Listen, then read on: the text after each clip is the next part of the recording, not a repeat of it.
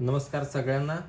आपण अमाइन्स टॉपिकमधला आज आपण केमिकल प्रॉपर्टीजमधला हाफमन इलिमिनेशन हा पॉईंट आपण बघणार आहे. आणि हाफमन इलिमिनेशनमध्ये आपण काय करतोय, टेट्रा अल्किल अमोनियम हलाइड. आता टेट्रा अल्किल असं म्हणले, टेट्रा म्हणजे किती? 4. टेट्रा म्हणजे 4, मग 4 अल्किल असणार आहेत. आणि अमोनियम हलाइड, अमोनियम ज्यावेळेला तुम्ही म्हणताय ना त्यावेळेला नायट्रोजनला 4 बॉन्ड काढायचे आणि नायट्रोजनवर पॉझिटिव्ह चार्ज असणार आहे असं समजायचं. म्हणजे याच्यावर एनवर काय असणार आहे? Plus charge. त्याला तुम्ही म्हणायचं अमोनियम. आता टेट्रा अल्किल, टेट्रा म्हणजे किती? 4. आता मी 4 अल्किल ग्रुप देतो. समजा इथं तुम्हाला जे बुकमध्ये एक्झाम्पल आहे तेच देतो. CH2-CH2-CH3 हा एक पहिला अल्किल झाला. दुसरा अल्किल एक देतो इथं CH2-CH3, CH2-CH3, CH2-CH3. याला आपण बोलायचं टेट्रा. 1 2 3 4 4 अल्किल ग्रुप आहेत म्हणून टेट्रा. याला बोलायचं अमोनियम, अमोनियम आयन. आणि या नायट्रोजनवर प्लस चार्ज असतो, याला मायनस चार्ज. कोणताही हलाइड तुम्ही घ्या. इथं तुम्हाला बुकमध्ये आयोडीन दिलं आहे तर मी आयोडीन घेतो. म्हणजे याच्यावर एनवर प्लस चार्ज आहे, याच्यावर मायनस चार्ज आहे. Tetra 1 2 3 4 alkyl ammonium halide. Halide म्हणजे आयोडाईड इथं आपण असं समजूया. आता कोणाबरोबर रिॲक्ट करायचं तर मॉइस्ट सिल्वर ऑक्साईड बरोबर रिॲक्ट करायचं. म्हणजेच कोण? Ag2O बरोबर रिॲक्ट करायचा, म्हणजेच हीट करायचा. आता हा मॉइस्ट Ag2O काय तयार करतोय, कोणाला प्रोड्यूस करतोय तर AgOHला प्रोड्यूस करतोय. आता साधं सोपं डिवायडेशन तुम्हाला डिवोर्स करता आला पाहिजे. मग ह्या दोघांचा डिवोर्स करायचा. ह्या दोघांचा डिवोर्स कसा करायचा तर Agवर कोणता चार्ज येतो? प्लस. OHवर कोणता चार्ज येतो? मायनस. मग आता हा I मायनस तुम्हाला जो दिसतोय ना तो I मायनस काढून टाकायचा. याच्या बदल्यात कोण आणायचा? OH आणायचा. म्हणजे कसं होणार आहे बघा. तर याच्या खाली ते रिॲक्शन करतो मी. सेम ॲज इट इज छापायचं, याच्यामध्ये काही चेंजेस करायचे नाहीत.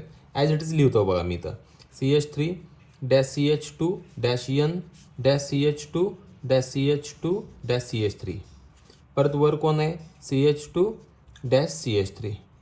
खाली इथं कोण आहे? CH2-CH3. तुमच्या नायट्रोजनवर कोणता चार्ज आहे तर प्लस चार्ज आहे. हे तुम्ही दाखवताना तुम्ही असं पण दाखवू, हे स्क्वेअर ब्रॅकेटमध्ये पण दाखवू शकताय. जसं मी I मायनस इथं लिहिलं आहे ना तसं इथं OH मायनस लिहू शकताय तुम्ही, काय हरकत नाही. इथं OH मायनस. किंवा तुम्ही असं पण लिहू शकता. आता मी जे लिहिले ना असं लिहा. हे बघा इथं OH मायनस दाखवलं आहे. हा N प्लस आणि हा OH मायनस. हे दोघं एकमेकांच्या बरोबर आहेत. आता याचं नाव काय असणार आहे बघा. याच्यामध्ये 1 2 3 4 4 ग्रुप आहेत. पण 4 ग्रुपपैकी 1 2 3 3 ग्रुप सेम आहेत आणि हा वेगळा आहे. तुम्ही तुमच्या पद्धतीने कोणताही घेऊ शकता, असं काय हरकत नाही आहे. आता बघा याचं नाव आहे, बघा 3 कार्बन याचं आहे, याचं नाव आहे प्रोपिल. PROPYL. हे 2 कार्बनचा कोण असतो? ETHYL, ethyl. हा पण इथाईल आहे, हा पण इथाईल आहे. मग 3 इथाईल ग्रुप आहेत. मग 3 इथाईल ग्रुप कुठे अटॅच आहेत तर N, N, N अशी तिघात म्हणून मी 3दा N लिहिला. 1 2 तिघांसाठी. 4 असते तर चौघांसाठी 4 N लिहिले असते मी, कारण हा एक वेगळा आहे म्हणून मुद्दाम मी त्याला वेगळा लिहितोय. आणि प्रोपिल नंतर लिहायचा. अल्फाबेट्समध्ये E आधी येतोय, P नंतर येतो म्हणून E आधी लिहायचा. इथे किती ग्रुप आहेत इथील? 1 2 3. इथे लिहायचं try ethyl, ETHYL, try ethyl. परत मेन चेन किती कार्बनची आहे? 3 कार्बनची मेन चेन आहे. सॉरी, मी तुम्हाला एक हे सांगतो की IUPACचा पहिला रूल काय सांगतोय, लॉंगेस्ट कंटिन्युअस चेन. तर तो लॉंगेस्ट कंटिन्युअस चेन प्रमाणे हे 3 कार्बनची मेन चेन कन्सिडर केली, ट्रायथाईल. परत 3 कार्बनचा कोण असतोय? Propane, PROPAN. आता इथं काय लिहायचं तर E काढायचा असतो आणि काय जोडणार तुम्ही मग? प्रोपॅन. अमोनियम, हा अमोनियम म्हणायचं, त्याला अमाइन बोलायचं नाही. अमोनियम ज्याला एनवर प्लस चार्ज त्याला अमोनियम बोलायचं. मग इथं लिहायचं प्रोपॅन, अमोनियम, अमोनियम. आणि हा कोण आहे तर OH आहे. OH म्हणजे कोण? हायड्रॉक्साईड. हायड्रॉक्साईड लिहायचं. नाव काय येईल बघा बरं. NNN, triethyl propane ammonium hydroxide. म्हणजे इथं थोडंसं मी करेक्ट करतो. इथं मेन चेन असल्यामुळे ह्याला नंतर ठेवलं. हे अल्फाबेटचा काही विषय येणार नाही आहे. बरं, आता पुढं मला काय करायचं बघा. तर याच्यामध्ये पुढं आपण गेलो तर याचं स्ट्रॉंग हीट द्यायचं. म्हणजे थोडक्यात काय करायचं पहिल्यापासून तर हे टेट्रा अल्किल अमोनियम हलाइड घ्यायचा, तो हीट करायचा. कोणाबरोबर हीट करायचा? मॉइस्ट सिल्वर ऑक्साईड बरोबर हीट करायचा.